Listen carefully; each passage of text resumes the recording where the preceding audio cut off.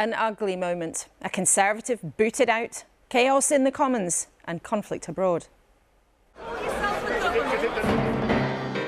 Anger. Where on earth is the Speaker of the House of Commons? How do we bring him to that seat? And apology. I regret how it's ended up. The Speaker accused of caving into intimidation outside the Commons to change what happens within.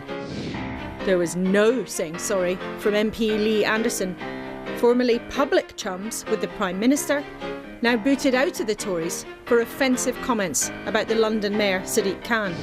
But the chaos in a democracy presents an uncomfortable clash with the dangers in the Middle East.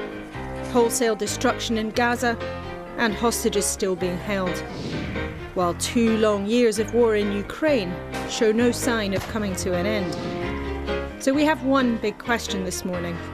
How do our politicians keep a lid on tensions at home while handling conflicts abroad?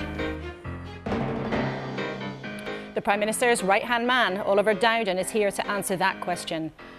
From Salford, Labour's Lisa Nandy joins us too. He's been caught in the headlines for the wrong reasons of late, in charge during some of the Post Office scandal. But how does Ed Davey, the Lib Dem leader, want to change the script in this election year? And a week on from the death of Alexei Navalny, we ask the Estonian Prime Minister, what is it like to be one of Vladimir Putin's most wanted?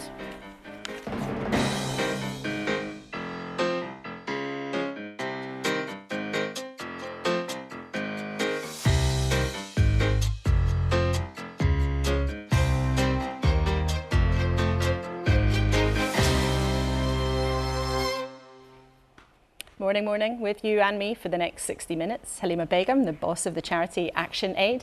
Andy Burnham, the Labour Mayor of Greater Manchester, now author. And Therese Coffey, the former Deputy Prime Minister, Cabinet Minister and now Conservative backbench MP. Friend of Liz Truss too. We'll be talking about her a bit later. Welcome to all of them. And of course, a welcome to you too. Let's first of all catch up with what is in the news. On the front of today's Observer, Keir Starmer is accusing Rishi Sunak of harbouring extremists in the paper. After Lee Anderson was booted out of the Tory party, he wouldn't say sorry for claiming the London mayor was being controlled by Islamists. The Mirror has that story too. But the Sunday Times and the Sunday Telegraph say some female MPs now have bodyguards to keep them safe. The Sunday Telegraph warning this could be a radicalising moment. And the Sunday Express cheers the government spending money from the cancelled part of high-speed rail on upgrading other transport links in the north of England. Have we heard that before? Andy Burnham, just to ask you first of all on that headline, more money, cash for the north? Well, I did wake up this morning thinking exactly what you just said. Have we seen this somewhere before? Well, yes is the answer. Exactly 10 years ago. It was 2014 when George Osborne came to Manchester and said there would be a northern powerhouse. HS2 would be at the heart of it. So they've renamed it this morning, Engine of the North, I think it's called now. But honestly, will anybody in the north of England look at this and not think they're just taking us as though we're mugs, really? They just think they can keep promising this stuff. It's just not going to work. And this money that was saved from cancelling HS2, well, some of it, they proudly said they spent on potholes in London just before Christmas. So they've tried it once too often. And as I might say later in terms of the book I've written, you know, we need the country to basically prioritise the north in a different way. We need to think, if we're going to do it, we can't keep promising it. People in the north deserve it, but it's got to be done properly. And these fake and false promises have got to end. OK, well, we'll pick up on some of that later in the programme. But I want to talk, Therese, about what Lee Anderson said, Conservative MP until late last night for Ashfield. He made some very controversial comments. Did you believe he should have been booted out of the party for what he said? Well, quite clearly, the Prime Minister and the Chief Whip asked Lee to apologise. He has not done that so far. I hope that Lee will reconsider that. But I believe that as a consequence, our leadership took swift action. You could contrast that to what happened in Rochdale. However, what matters is that, thinking back, the Conservative Party did do a review on Islamophobia. It's important that we are conscious that these remarks can encourage such division. I don't believe that Lee is in any way racist. However, I think he is very worried about a lot of the activity that's underway right now and how previous attempts to challenge it has not been successful, and we need to make sure in any form that we counter extremism. And we will talk about that a lot this morning. But Halima, before you worked at ActionAid, one of the jobs you previously did was working at the Runnymede Trust, which looked a lot at racism and how people felt about different things. Can you just explain to our viewers this morning what the remarks really represented? So Lee Anderson said, I don't believe Islamists have control of our country, but I believe they've got control of Khan. Now, calling someone an Islamist, what does that actually represent to you? If my former colleagues were here on this panel today, they would almost certainly say that that is Islamophobic, if not racist, because not only is he casting a judgment on all Muslims as though they are terrorists, but he's also making a personal attack on the Mayor of London. And if, as Sadiq Khan said last night, if this is okay to say about the Mayor of London, what does it say about the form of Islamophobia and racism on our buses and the streets? OK, well, we're going to put that to Oliver Dowden, the Deputy Prime Minister, in a moment. After a week when there has been chaos in the Commons, an MP booted out of the Conservatives for those remarks. There have also been concerns about MPs' safety, accusations of abuse, accusations of anti-Semitism, accusations of Islamophobia filled the air in Westminster. It's not easy for politicians always to find a balance between the right to protest and undue pressure. So let's speak then to the Deputy Prime Minister, Oliver Dowden, Rishi Sunak's right-hand man. It's always good to have you with us. Thank you for coming in. Now, we've just been discussing Lee Anderson's remarks for which he was suspended when he wouldn't say sorry. Let's just play to our viewers what it was he actually said. I don't actually believe that these Islamists have got control of our country, but what I do believe is they've got control of Khan, and they've got control of London, and they've got control of Storm as well. Now, we just heard there Halima Begum explain very clearly why many people will have felt that this was Islamophobic, anti-Muslim, and possibly racist too. Do you agree? Well, that's why the Prime Minister took action. He gave Lee Anderson the opportunity to apologise. He didn't take that opportunity. Words matter. He didn't choose his words correctly. And having failed to apologise, the Prime Minister took action and removed the whip. I think that was the appropriate course of action to take. Do you agree, though, that the remarks were Islamophobic, anti-Muslim? I don't believe that Lee Anderson said those remarks intending to be Islamophobic. I listened to the comments of your previous contributor and the way in which they were. She was concerned they would be interpreted, and for exactly that reason, the Prime Minister asked. Indeed, the Chief Whip asked for that apology. One wasn't forthcoming and action has been taken. I think that's the appropriate step to take. I think what Lee Anderson was more broadly expressing in his interviews and others have done is a deep concern, which, by the way, I also share about the way in which politics has been conducted and what has happened over the past week. I never thought that in my lifetime as a politician, I would see a situation where what was happening in the House of Commons was influenced by the threat of violence. And that has caused huge anger and frustration. It's deeply un-British, and it's right that we should call it out. We'll come to that in a few minutes. But as you said, Oliver Dowden, words matter. And I think our viewers this morning will want to know if you believe, as one of the most senior politicians in this country, that those words were Islamophobic and anti-Muslim. Do you believe that? I'm not asking you about Lee Anderson's intent. I'm asking you what you believe. Well, I think the two of them kind of go together, Laura, because I don't believe that Lee Anderson was intending to be Islamophobic, but nonetheless I understand the concern about, particularly when it's in relation to the Mayor of London, how those words have caused offence. But you're talking about... And Laura, and that has, and because of that's precisely why he was given the chance to apologise, and when he failed to do so, action was taken in respect But the question I'm asking you, and I think our viewers will be able to hear very clearly that you don't want to give your view, is it your view that saying, I believe they've got control of Cannes and they've got control of London, is that Islamophobia? Well, I think the chance that it could be taken, the fact that it could be taken in that way is the reason why those comments led to the Chief Whip asking for an apology from the Prime Minister. I share those concerns about how they could be taken in that way, and that's why it was right he should be asked for an apology. And when he failed to give that apology, the whip was removed. I think our viewers will hear very clearly, though, you are declining to give your own view on what those words mean, having said that words matter. I think I've been clear that they could be taken that way, right? And because they could be taken that way, he was given the chance to apologise, and he failed to do so, and the whip was removed. If he'd apologised, would he have kept his job? Yes, he was asked to apologise. He failed to do so, and that's what flowed from it. But of course, it's right that we debate these individual words. But it is the more fundamental thing for me is what is going on right now in our country. I have constituents of mine who are Jewish, who are afraid to walk the streets to show the symbols of their religion. We see those marches where they witness week after week anti-Semitic tropes, people taking part in those marches and not calling them out. And now we've seen in our own parliament debates being influenced because of that threat of violence. And I think all of us need to take a step back and say, this isn't just about policing, it's about our attitudes to what we accept. And I think this kind of coarsening where we accept threats of violence as being routine against elected politicians, whatever their colour, is deeply dangerous for our politics, and we need to call it out. And many politicians would agree with you. Many of our viewers, I'm sure, would agree with you. But as you said at the beginning, words matter. People respond to things that politicians say.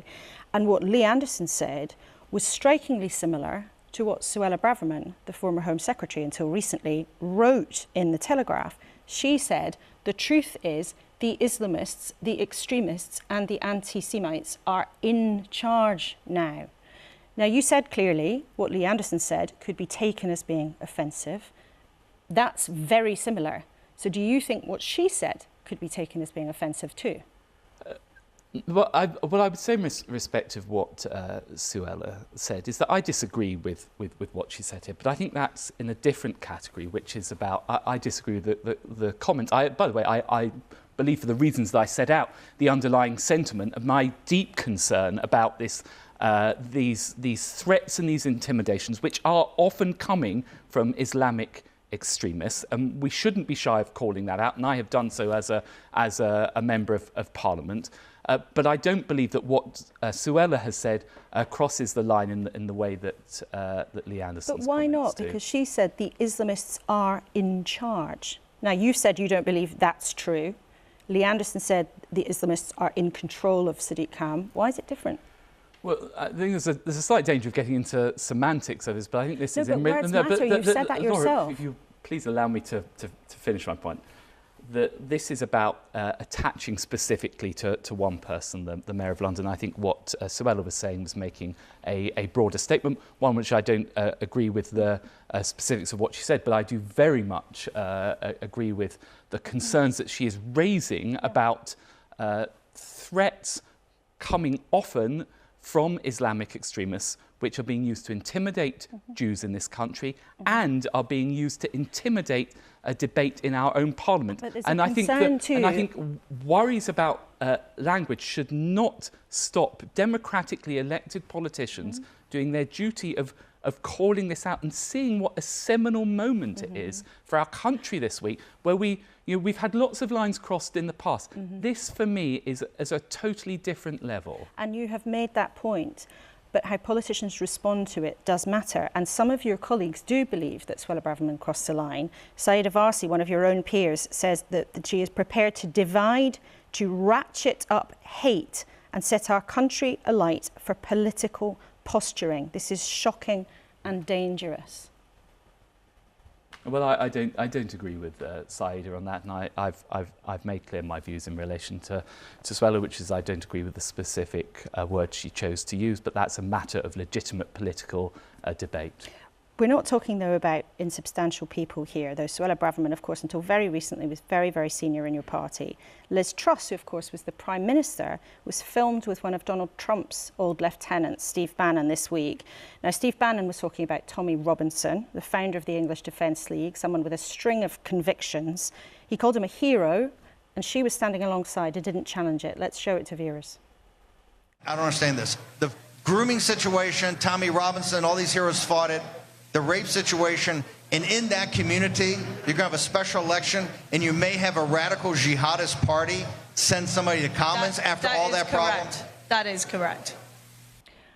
Do you think, as Sajid Javid said, former colleague of yours, senior Conservative, that Liz Truss should have known better? She also talked about the deep state undermining her, which many of our viewers would know is a conspiracy theory. Should she have known better? Well, we saw one small clip from this, clearly from, she should have called it out then. What I would say is that when the cameras are on you and you've got a big debate going on, you sometimes don't catch every single word that someone says, but that's for Liz to explain why she didn't call it out at that time. I certainly would have called it out had I been in that situation and heard it properly. I mean, I know this sounds like a sort of slightly trite point, but when you've got the cameras on, you've got a debate going on, sometimes you don't catch everything that everyone says. Okay. Your extremism chief, the counter-extremism czar, Robin Simcox, sat in the chair last week and we had a very serious discussion about all of this. He told us about the rise in anti-Semitism and also the rise in Islamophobia as being a very serious issue. Yet when the Prime Minister put a statement out last night condemning extremism, calling out anti-Semitism, that statement didn't mention Islamophobia. Why not?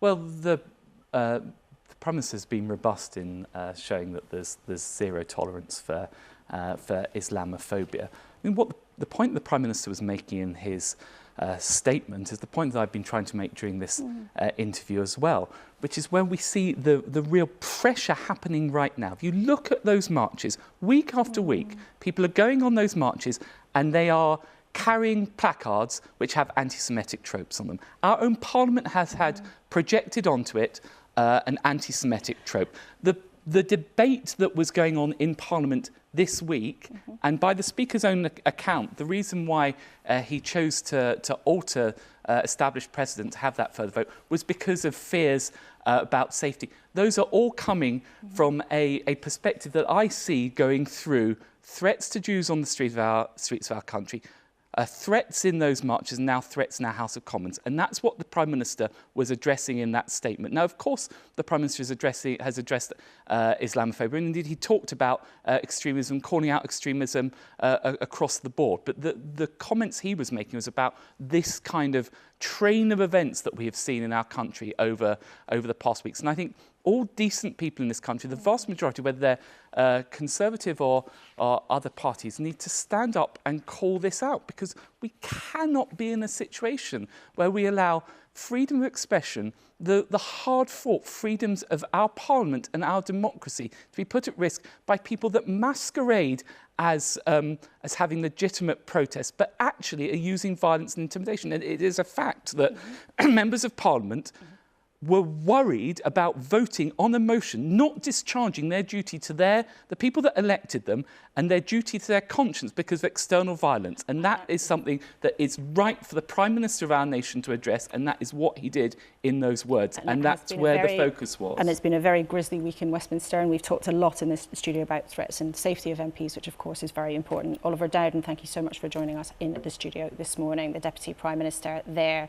Now, we had a lot of emails from you about what happened in Parliament. We might try and get to some of them later. You can keep your messages coming. We do read all of your emails. You can write to us, kuenssberg@bbc.co.uk, or you can use the hashtag BBC Laura K on Instagram or on X, formerly known as Twitter. Please do let us know what you think. Let's talk then to our panel. Therese, listening to Oliver Dowden there, answering questions about what's going on in the Conservative Party this week. What did you make of that? I mean, the Tory party, to many of our viewers and to many people watching what's been happening, might conclude that they've got a problem. I think actually Oliver answered your questions well.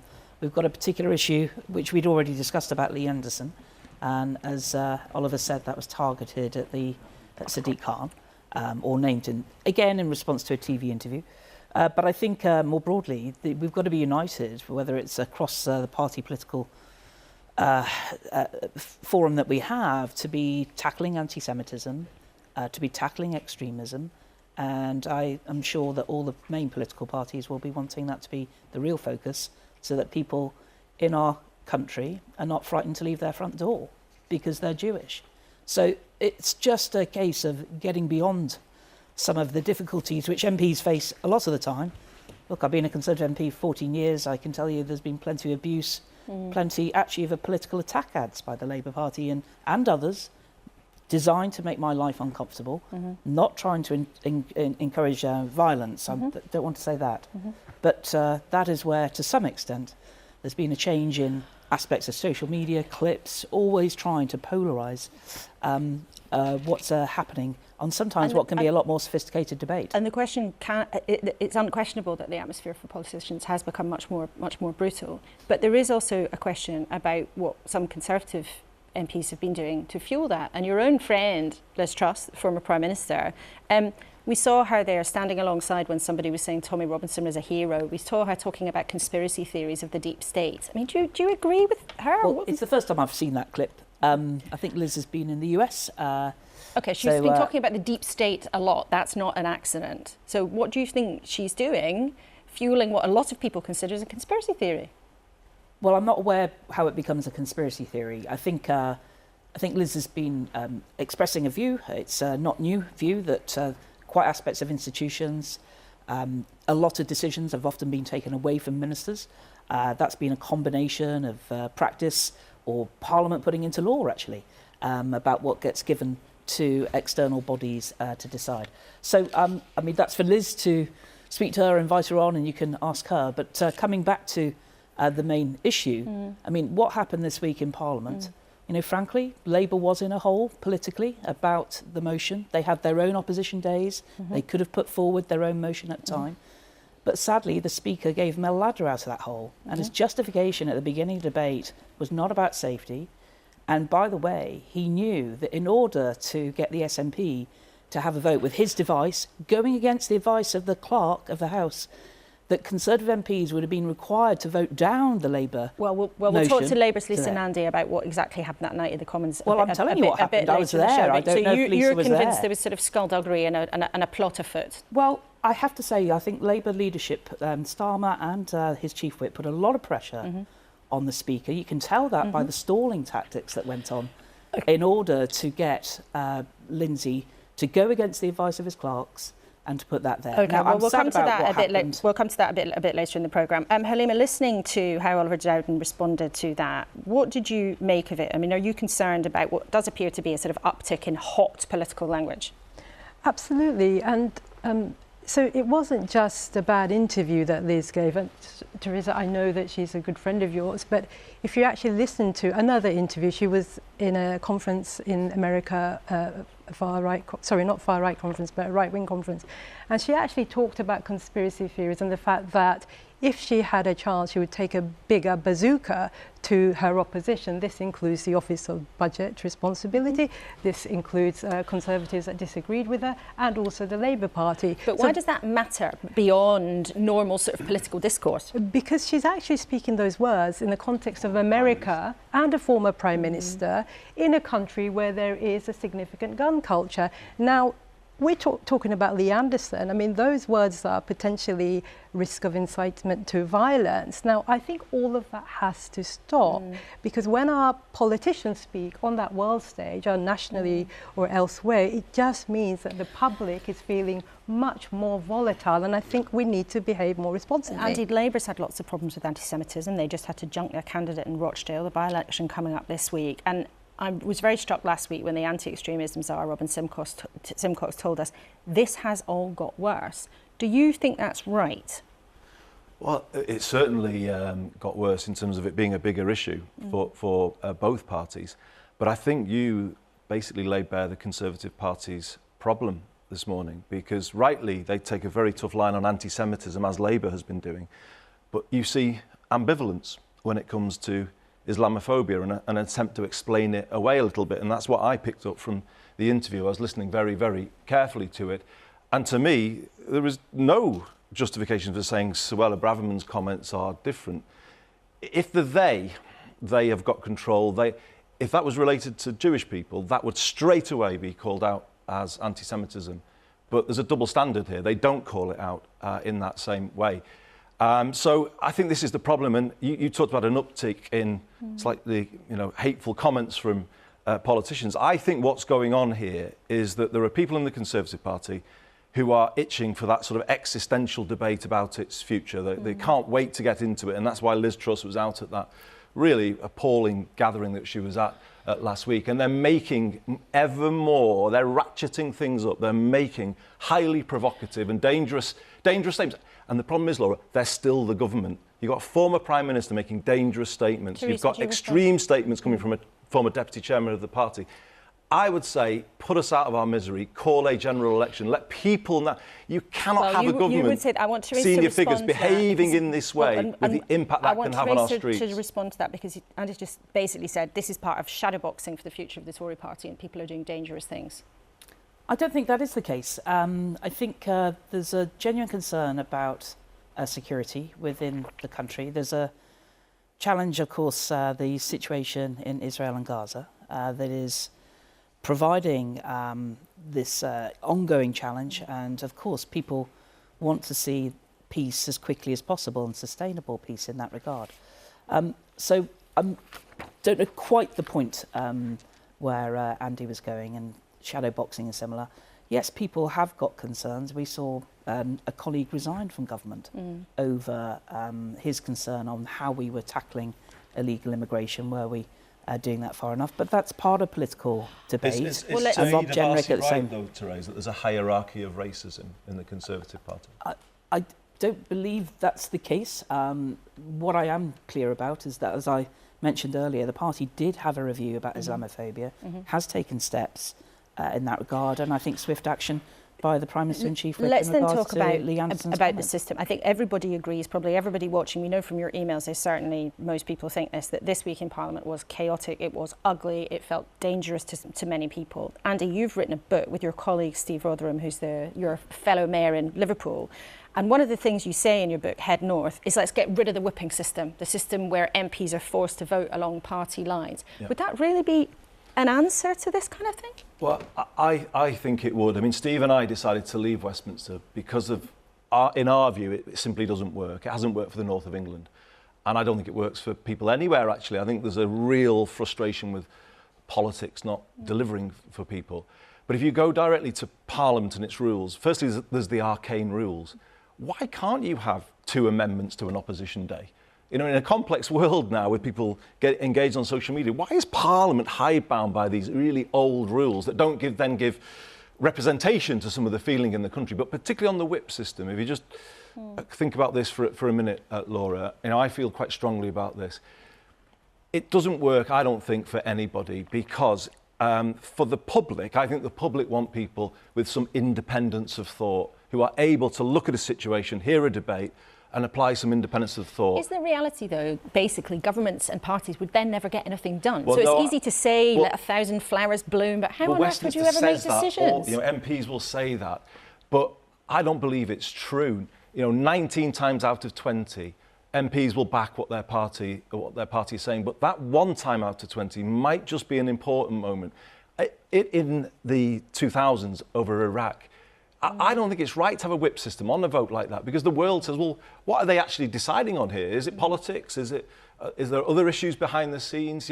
Decide an issue like that on its merits and on its merits alone. Is it realistic, though? Halima, I know you worked in government as well before you went to the charity sector. Briefly, is it realistic? And then, Therese, I'm going to ask you as well. If you'd like a whipless world.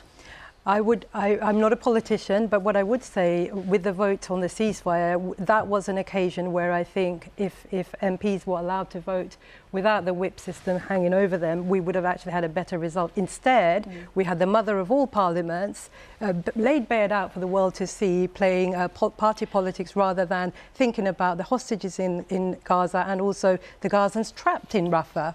Very serious issue, but Therese, is it realistic to think you could have Westminster without the whips doing their skullduggery behind the scenes? Well, it's not necessarily. It's interesting how you talk about skullduggery. I think what is fair to say is that when people vote in a general election, they tend to vote for a party, not the person. And so you want to make sure that you have a consistency. But do remember, in effect, every vote really can be a free vote. And the whip is there as a guidance. Of course they want you to support the leadership. I'm not sure it quite works like that. But there are consequences as such. But Andy, very clearly... Let Therese finish the point and then very clearly, Many Labour MPs did not wanted to vote for the SNP motion because they disagree with the approach that their party has taken. That's when the skullduggery happened and the consequences, because understandably the leadership did not want to see a split. Okay, well, we will talk. The SNP were making we will speak to Lisa Nandy about this in a few minutes' time, who was there on the night. Well, it would be better for MPs, though. It would raise the status of MPs. If MPs could be seen to be acting more independently. I think some of the frustration from the public comes from that. I can assure you. Okay, well, MPs who want to act independently, it's not always very good for their careers, but it might be better for their conscience. All three of you, thank you very much indeed for now. Let's talk about something else. This weekend is an important anniversary, the one no one wanted, because it's been 2 years since Russia invaded Ukraine. Thousands have died and there is no end in sight. And for Russia's other neighbours, it's so clear what's at stake. In Estonia, where UK troops often train alongside NATO allies, the risk feels very real. The country's increased the amount it spends on defence, and I've been speaking to Estonia's Prime Minister, Kaja Kallas, about why she believes Putin must be stopped.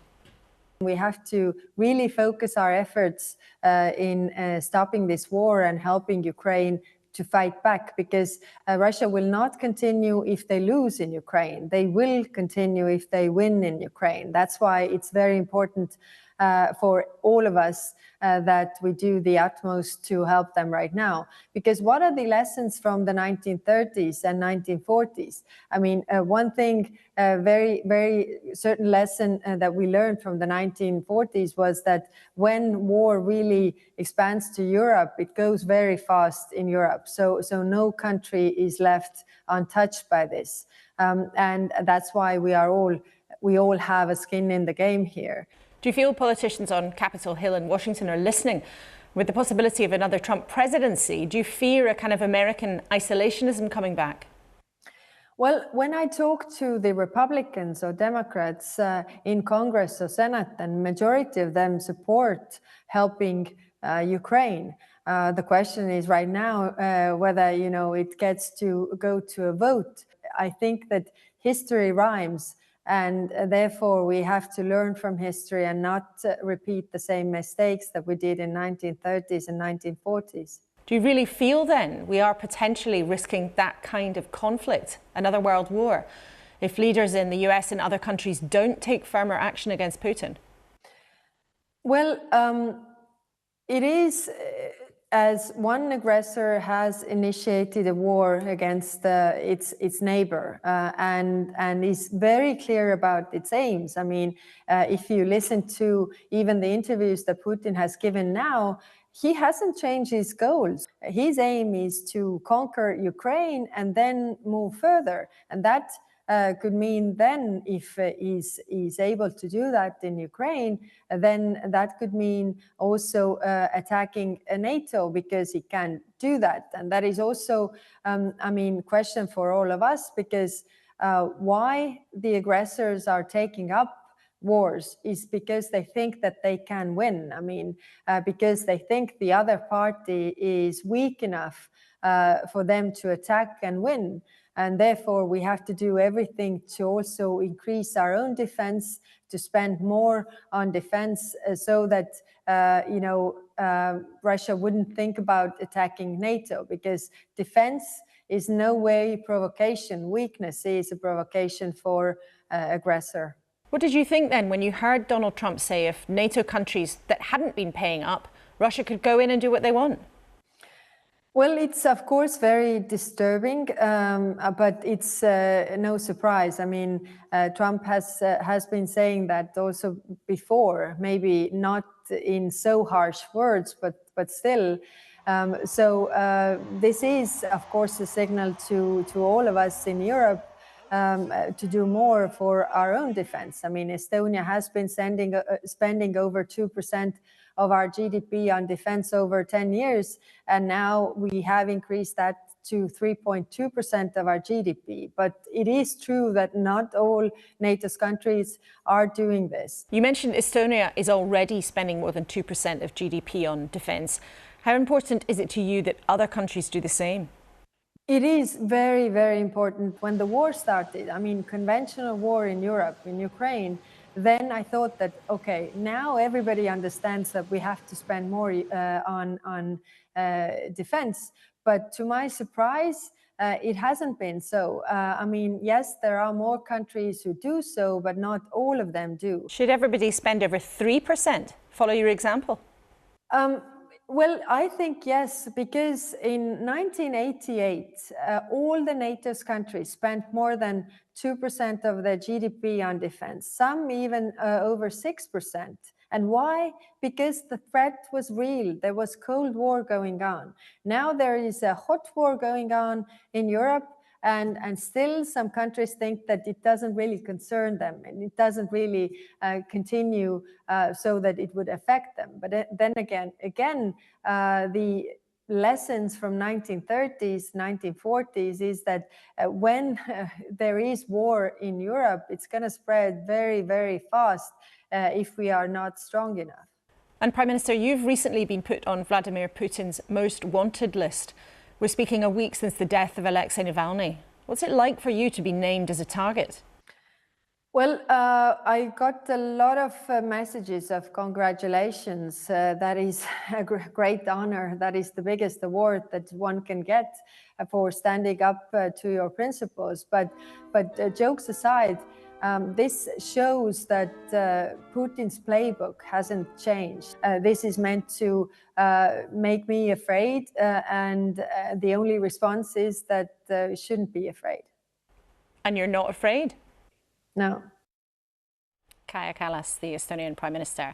Now, in case you hadn't noticed, it's an election year, as if you could forget, and the Lib Dems are hopeful they can make something of a comeback. But their leaders had some tricky headlines, not so much about the party's strategy, but with questions about his own role in the post office scandal. Well, I'm pleased to say Davey, the Lib Dem leader, joins us in the studio this morning. It's always good to have you here. We must start with the post office, because this has been a huge discovery really for people about how bad things were and how long it was going on. Now, you were Post Office Minister for a while, and you were given the opportunity to apologise on lots of occasions. From a human point of view, why did it take you so long to say sorry? Do you regret just actually not getting on with it? Yeah, I probably should have said sorry early on, but it is a huge scandal, and our hearts go out to those hundreds of sub-postmasters and their families who were treated appallingly. And the key thing now is to make sure that those exonerations happen quickly, that they get the compensation quickly, and that they get to the truth with the inquiry. I've got two sub-postmasters in my constituency, one who was in prison for 16 months, one who, frankly, it's really affected his health. And I'm going to fight for those and join others in making sure the government gives the sub-postmasters the fair deal they deserve. And there's still, though, questions for people who were caught up in it about why action wasn't taken so long ago. Alan Bates, the sub-postmaster turned campaigner, wrote to you in 2010. He shared one of the letters, and you wrote back to him saying, "Whilst I do appreciate your concerns, I do not believe having a meeting would serve any useful purpose." Do you regret saying that now? Yeah, I was in office 11 days and was advised by officials that because the government didn't run the post office, it was not in day-to-day control, it would be inappropriate for me to meet him, and so I wrote that letter. He then wrote back, and I said to my officials I wanted to meet him, to listen to his concerns. I believe I was the first post office minister on record to have met him, and when I met him, I was really disturbed by his issues, particularly around the Horizon IT system. There's a real issue about whether there were bugs in it, whether there was remote access into a sub-postmaster system in their post office. So I took those concerns to my officials and to the post office. I was given categorical assurances that, for example, there was no remote access. Now it turns out couldn't get into so they the couldn't get in. system. Is that right? That's right. And it turns out subsequently that the post office knew there was remote access. They'd had a report from Ernst & Young, the financial auditors, and they were lying to me, as indeed I'm sure they lied to previous ministers, to other ministers and to courts and judges. And that conspiracy of lies is what I think means we need a systemic change. I was listening to Andy Burnham earlier on about scandals with the contaminated blood scandal. And I've agreed with what Andy said on this. We need some profound changes. But there are still questions about why you didn't act more quickly. And one of the sub-postmasters, Lee Castleton, who's been on our programme before, had this question for you, and he wants you to answer it specifically. When you were the Post Office Minister, your actions may have caused the victims to have to seek justice in the courts. In the interests of honesty and openness, who told you not to engage with JFSA and Alan Bates? So you said officials told you not to respond, not to have that meeting with Alan Bates, but Lee really wants to know who was telling you don't take action. Well, first of all, as that letter showed, it was the officials telling me not to meet JFSA, which was the organisation representing people like Lee. And then when Alan wrote to me again, I was extremely concerned, so I did meet them. And I think I was actually the first Post Office Minister to engage with them. But your defence has been, as we've heard it today, that the Post Office lied and lied and lied again. But given that as a minister, it was your role to supervise them, and people kept raising this issue, individuals, campaign groups, MPs, questions asked in Parliament, didn't you ever stop to think, could something bigger be going on here? Maybe I should question the Post Office's version of events a bit harder. Well, I was never asked a question in Parliament, actually. It wasn't raised that much with me. Mr. Bates did, and that's why I met him. There were a number of, a few written questions and a few letters. But it wasn't actually until the BBC, to be fair to the BBC, had the Panorama programme where they found that inside in Fujitsu, who blew the whistle, he blew the whistle about this remote access, which is the point that Mr. Bates was raising. And if you look at the ITV drama, that's the key issue. And the Panorama programme was aired in August 2015. I don't know what ministers at the time knew about that. And it was that key whistleblower and his evidence that led to the High Court victory for Alan Bates, which started to change things. OK, now it is an election year. You are hoping to make some big gains, largely at the expense of the Conservatives. But in November, some senior MPs of your own party, some senior members, including some former MPs, said that you needed to be more bold. You needed to present a more comprehensive offer. You can't just be not the Tories. What do you say to that? Well, I disagree. I think some people would like us to be a think tank. I want us to win elections, defeat Conservative MPs and remove this awful government. When I became the leader, it was after a very disappointing result for us in the 2019 elections. And I told the party, I may have told you on your programme, that I wanted the party to change in a whole number of ways. The most important was to listen to people, to get back to the community politics that Liberals and Liberal Democrats have done so well over the decades. And we've been doing that. And when you do that and knock on all those doors that we've been knocking on, people talk about the health service, they talk about the cost of living.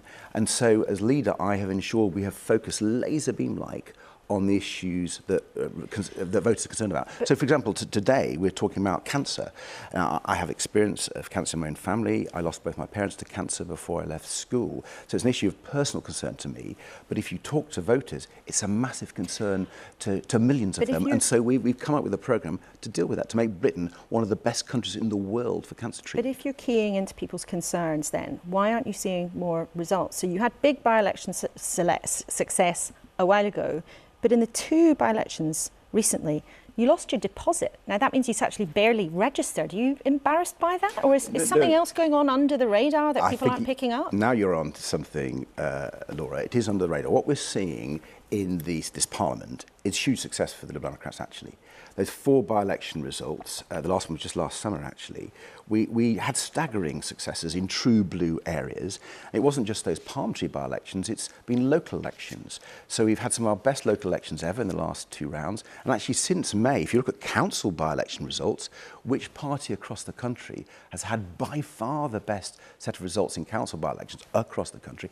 It's the Liberal Democrats. So we go into the next election with quite a sense of excitement, actually. We think we can do really well. There's loads of areas where if you want to get rid of the Conservatives and the Conservative MP, you've got to vote for the Liberal Democrats. I've talked about the Blue Wall, where we are having massive success against Conservatives, but the southwest of England as well, we've come back there. So we go into this election year actually more confident than we've been for many a long year. That's a pretty positive way of a situation that shows you sometimes neck and neck in the polls with Reform UK, who are a new party. But you're saying something's happening in the grassroots, it's happening on the ground. Are you confident, briefly, of being the third biggest party again at the next election? Yes. You are? Yes. Ah, well, there you go. You've put that on the record. Davey, it's great to have you in the studio as ever, the leader of the Lib Dems. Thank you very much indeed for joining us. Well, like the Lib Dems, Labour, of course, have the Tories in their sights. But as we've heard this morning, there were claims of underhand dealing at the top of the party this week with the chaos in Parliament. Keir Starmer was accused of pressuring the Speaker to do Labour a political favour to avoid an embarrassing rebellion. Lindsay Hoyle, the Speaker, says he made the decision to allow a vote on Labour's plans to protect MPs' safety. But what else was going on? Many of you have told us you were embarrassed by what looked like total mayhem. Jane Moss said, "I would like a vote of no confidence in the whole blooming lot of them." Christopher Dunkley told us, why do they behave like spoilt children? Remind them that they are there to serve us, not further their political careers. And Colin Alcock said, Parliament has lost its way in the last few years. It lacks common sense and has lost the trust of very many people. So let's try to get to the bottom of what on earth happened with Labour's Lisa Nandy, who joins us from Salford. Lisa, thanks for being with us on the programme. Before the debate on Wednesday, you said you hoped that the House would be able to speak with one voice and the debate would go away from the party politics. Are you embarrassed at what happened instead? Yeah, of course. I mean, I sat through the entirety of that debate with the SNP storming out, the Tories storming out and then storming back in again and storming out again. And it was a very angry debate that focused more on what was happening in the House of Commons than on what is about to unfold in Rafah. We've got an impending ground invasion in Rafah. The consequences of that would be utterly catastrophic.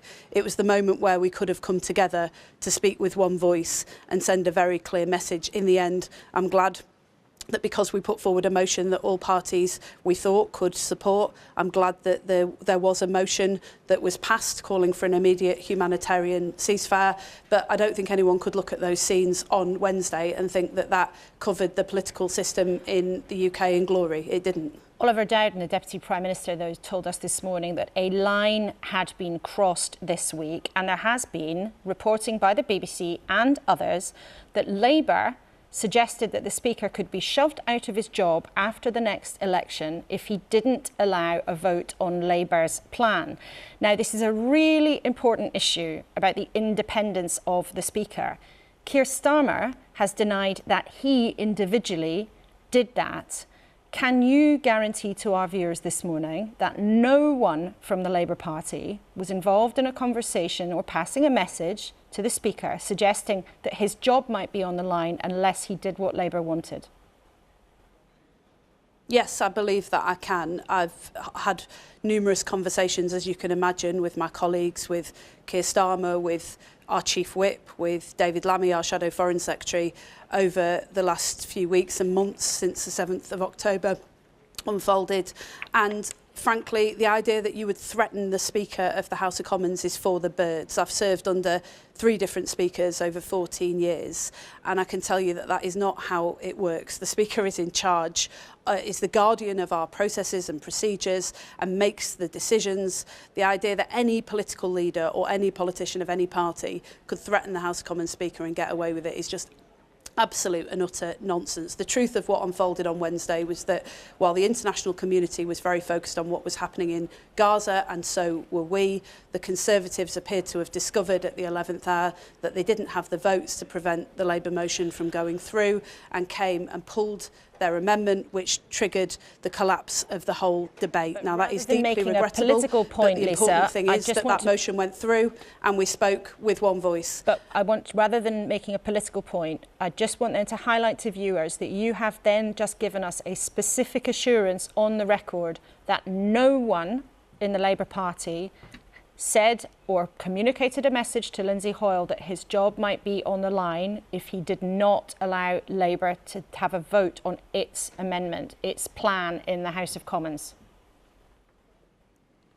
Well, look, I certainly didn't, the Chief Whip didn't, the leader of the Labour Party didn't know members of staff were involved, it would ever be involved in doing something like that. And frankly, if anybody had done something like that from any political party, I think they would have had very short thrift from the Speaker. You heard it in the words that the leader of the House, Penny Mordaunt, used on Thursday at Business Questions. He's our Speaker and he's trusted by MPs across the House to uphold what is the right thing to do for members of Parliament of all parties and for the country. That's why you've seen so many Tory MPs and others rallying to his defence this week. The truth is, as Andy Burnham was just saying on your programme, that a lot of the processes and procedures in the House were outdated. What the Speaker was seeking to do was to put the widest range of options before the House and ensure that the House could come to one view. That's why we deliberately crafted our amendment to make sure that most MPs from most parties could come together and support it, because our eyes are on what's happening in Rafah and in Gaza and the impending catastrophe that's unfolding there. And it's important that the House of Commons is able to stand up for what is right, which in the end is what we did on Wednesday. Can you give then a guarantee that Sir Lindsay Hoyle will be reappointed as Commons Speaker after the election if Labour is lucky enough to win? Well, no, of course I can't, because it's not in the gift of a political party. We have a system, rightly, where the Speaker is elected by members of Parliament from across the House of Commons, from every political party. And that is an essential part of the Speaker's independence. I think, for what it's worth, I think that he did the right thing on Wednesday in seeking to ensure we had the widest range of voices. And I think his conduct afterwards in coming to the House, in expressing his deep regret and sorrow that that hadn't been able to happen, was absolutely the right thing to do. And I think we now need to take a long, hard look at the processes that we've got in Parliament to make sure we don't have a repeat of this. But the most important thing, as I say, is that with an impending ground invasion in Rafah, the House of Commons was able to come together around a motion that we deliberately crafted to enable us to speak with one voice and say this cannot and must not go ahead. It's interesting, though, you mentioned that the procedures in Parliament might be out of date, and we've just been talking, as you've mentioned, to Andy Burnham about his view that the whipping system, where MPs have to vote along party lines, should be phased out. It's had its day. Do you agree? Would you look at that? Well, I think the objection that you raised is an important one too. I'm very sympathetic to what Andy's got to say as someone who has been fallen foul of the whip many times during my years in Parliament and has at times had to step off and onto the backbenches in order to speak freely about issues that matter to me, including standing up to anti-Semitism within my own party. I've felt at times very constrained, but political parties need to be able to express a clear view. We need to be clear with the electorate about what it is that we stand for.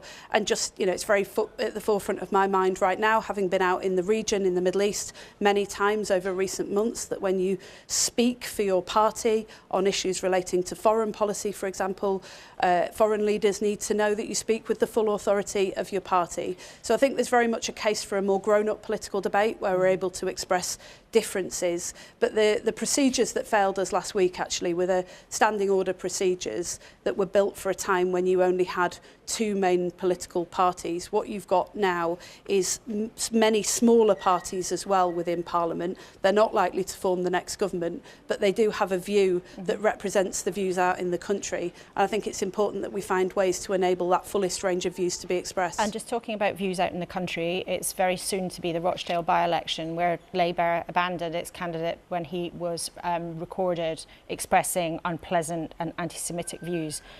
If you were a viewer in Rochdale today, who would you, as a Labour senior figure, advise them to vote for? Well, I wouldn't advise them to vote for any of the candidates. I'm afraid we're in the extraordinary and unprecedented position of having to withdraw our candidate in the by-election, so there is no Labour candidate to vote for. All I would say is that having watched the extraordinary scenes, not just in Rochdale when I was there was hate and division being stoked by particular candidates, which people in Rochdale don't need and don't want, and watching what's unfolded in the Conservative Party, the absolute poison that's been allowed to seep into their political debate, and a Prime Minister that's seemingly unwilling to even acknowledge the term Islamophobia, let alone stand up to senior politicians in his party, dragging our politics into the sewer. I would just say to people in Rochdale, if you are going out to vote, please consider voting for anybody who you believe will help to bring an end to this hate and division. At a time when it's spilling out onto our streets, we need political leaders who are prepared to stand up to it, not stoke it. OK, Lisa Nandy, thank you very much indeed for joining us down the line from Salford. Thank you. It has then, for politics, been a bruising week, a lot of ugly talk, a lot of high feelings. But I wonder, and the three of you, Theresa, you're still an MP, Andy, you were an MP, Halima, you wanted to stand as a Labour MP some years ago.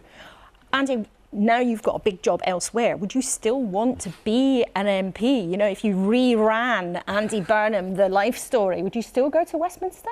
See, I don't know if it comes over, Laura, but I've been much happier in the last 7 years, a bit liberated, energised by what we're doing in Greater Manchester. And it's really sad situation in Rochdale. We're about to bring in a major public transport reform in Rochdale. We've got really good things going on, and it seems like sort of Westminster politics is almost working against us at times, not with us. So it's why I'm making this argument with the mayor of the Liverpool situation, Steve Rotherham, in the book. You know, we think politics in Britain needs to be rewired. It's not functioning properly. And some of the answer is what we're doing, where in Greater Manchester, my approach has always been place first, not party first. Because, you know, that's what matters to people. And when you start with place, that's a unifying thing for everybody who lives there, whoever they vote for. And I'm conscious people have voted for me in Greater Manchester who perhaps don't always vote Labour. I respect that fact. And when you start with place as your big sort of focus, people can get behind that type of politics. The Commons starts with party first, and that's what I was saying about the whip system before. And that's, you're starting with a divisive starting point, and I think that is a big reason why it isn't working. So would I go back? Well, no, I'm standing for a third term. You know, so you wouldn't go back now? I'm not going to rule it out one day, but I am actually standing for a third term. So you're still a politician saying that you'd never quite rule it out? But because the country needs to be rewired, basically, and I would go back to try and do some of that. Therese, you were in government, you're now on the backbenches, and you've talked also about how tough it was in being in the cabinet and how ill that made you actually at some point. But are you still glad that you're an MP? Is it better on the backbenches, or maybe you'd be better off being, I don't know, mayor in Suffolk somewhere? Well, I've often said to people, if you're only interested in exactly the place where you are, your best thing is to run the council, be a mayor. So you can make that local change. Of course, going into Parliament, it is about legislation primarily. It is about the national impact of what you can do in terms of, and that's why people vote in different ways, and also that international stage. I mean, how can I put it? A few years ago, I worked exceptionally hard. I was somewhat run down, and an infection got a greater hold.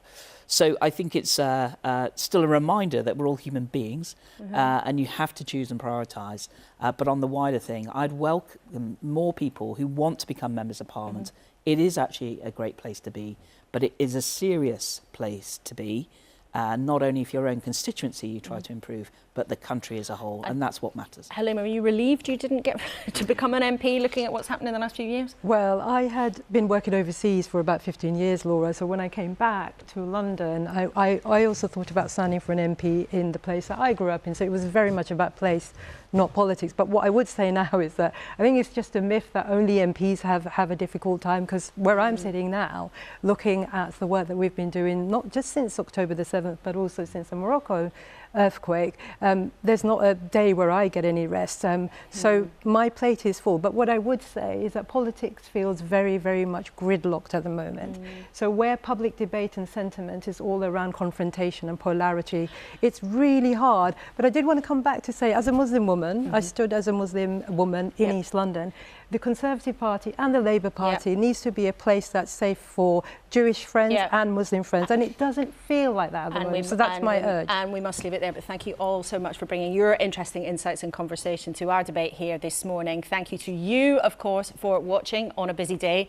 After a week when we've seen our politics feel pretty farcical and pretty ugly at times, with rhetoric getting ramped up, calls for calm so often seem to fall on deaf ears. Our politicians are trying to grapple with significant and sensitive issues, but maybe there is also a shadow fight for the future shape of the Tory party going on. But there's so much that matters way beyond that in this election year. I'll be with Paddy O'Connell in a while for Sunday's newscast. That'll be on BBC Sounds later. You can, of course, watch anything again on the iPlayer. And do make sure you send us your questions for the Chancellor, Jeremy Hunt, who will be with us next week ahead of the budget. I will see you then, back here next Sunday, same time, same place.